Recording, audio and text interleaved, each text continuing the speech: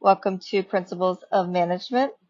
This lecture is going to be looking over Chapter 7, Innovation and Change. Learning outcomes include explain why innovation matters to companies, outline the steps for different methods that managers can use to effectively manage innovation in their organizations, discuss why not changing can lead to organization decline, and discuss those different methods that managers can use to better manage change as it occurs.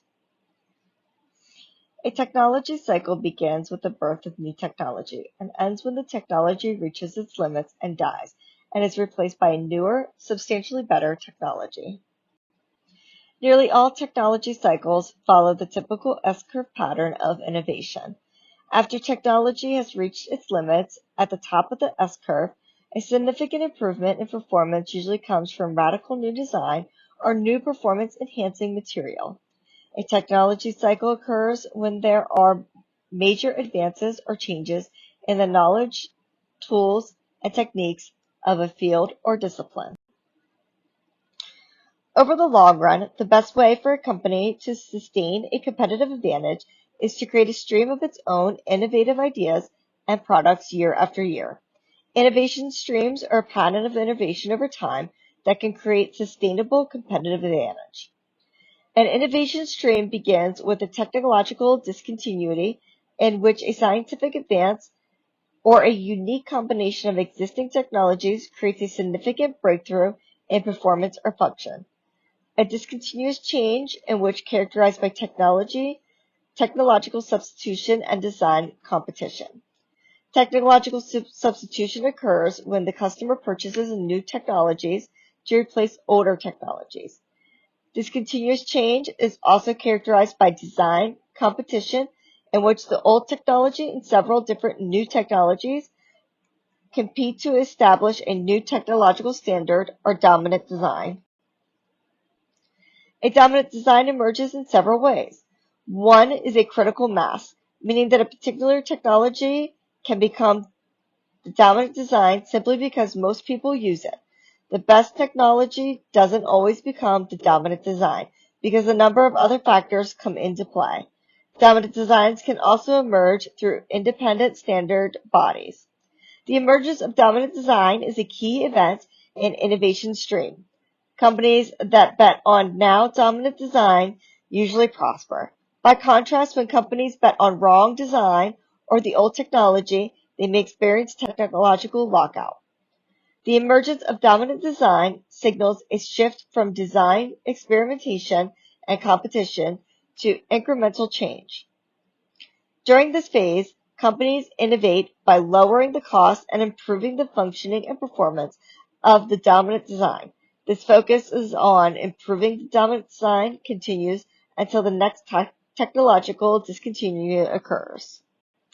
During discontinuous change, companies must find a way to anticipate and survive the technological changes that can suddenly transform industry leaders into losers and industry unknowns to powerhouses. After a new dominant design emerges following the discontinuous change, companies must manage the very different processes of incremental improvement and innovation. Innovation begins with creativity, which can be encouraged by creative work environments. Creative work environments have 6 components that encourage creativity: challenging work, organizational encouragement, supervisory encouragement, work group encouragement, freedom, and the lack of organizational impediments.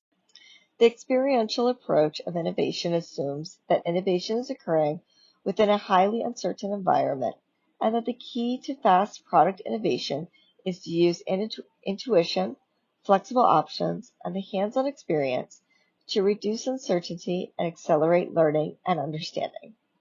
The experiential approach to innovation has 5 aspects: design iterations, testing, milestones, multifunctional teams, and powerful leaders. Design iteration is a cycle of repetition in which a company tests a prototype of a new product or service. It improves on that design and then builds and tests the improved prototype.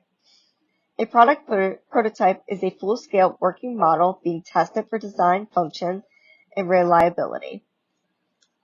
Testing is a systematic comparison of different product designs or design iterations. Milestones are formal project review points used to assess progress and performance. Multifunctional teams are work teams composed of people from different departments. And powerful leaders keep the innovation process focused on targets through their vision, discipline, and motivation. The compression approach is used to manage innovation in more certain environments during periods of incremental changes. The compression approach to innovation has several assumptions. Innovation is a predictable process. Innovation can be planned using series of steps, and compressing the time it takes to complete those steps can speed up innovation. The compression approach to innovation has 5 aspects: planning, supplier involvement, shortening the time of individual steps, overlapping steps, and multifunctional teams. The generational change is change based on incremental improvements to dominant technology design such that the improved technology is fully backward compatible with the older technology. Ways to shorten development time include supplier involvement, shortening the time of individual steps, and overlapping steps. Organizational decline occurs when the companies don't anticipate, recognize, neutralize, or adapt the internal or external pressures that threaten their survival. There are 5 stages to organizational decline. Decline is reversible at each of the first 4 stages, and that not all companies in decline reach the final dissolution. The first is blinded. The decline begins because key managers fail to recognize the internal-external changes that will harm their organization.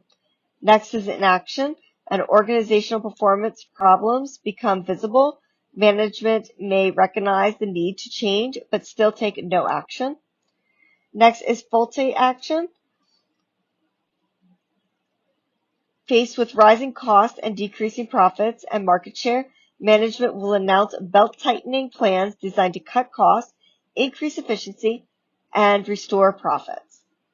Next is crisis, which is bankruptcy or dissolution, which is breaking up the company and selling its parts, is likely to occur unless the company completely reorganizes the way it does business.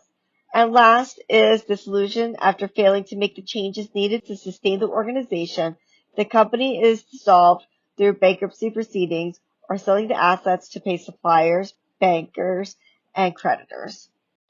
According to social psychologist Kirk Lewin, change is the function of forces that promote change and the opposing forces that slow resist change. Change forces lead to differences in form, quality, or condition of the organization over time. In contrast to change forces, resistant forces support the status quo, that is, existing conditions in an organization. Resistance to change is caused by self-interest, misunderstanding and distrust, or a general intolerance for change. Managing organizational change is a basic process of unfreezing, change intervention, and refreezing. Unfreezing is getting the people affected by the change to believe that change is needed. During the change intervention itself, workers and managers change their behavior and work practices. Refreezing is supporting and reinforcing the new changes so that they stick. Several methods can be used to manage resistance to change: education and communication, participation, negotiation, top management support, and coercion.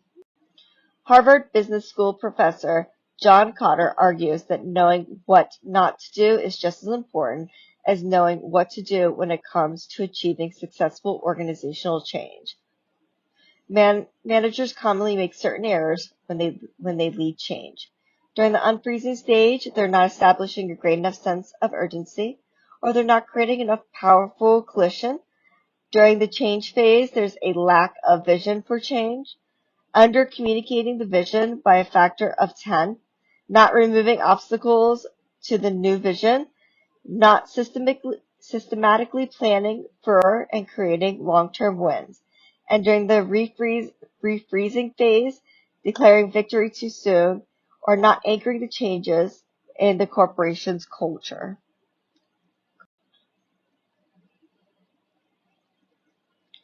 One of the reasons that organizational change efforts fail is that they are actively oriented rather than results oriented. Results-driven change is change created quickly by forcing on measurements and improvements of results. Agile change is using daily stand-ups or huddles to review the progress of multidisciplinary teams who break up problems into small, clearly defined parts that team members work on in sprints. General Electric fast work is quickly experimenting new ideas to solve customer problems and learn from repeated tests and improvements. Organizational development is a philosophy and collection of planned change intervention designed to improve organizational long-term health and performance. As always, thank you for taking the time listening to this lecture. If you have any questions, please reach out to me.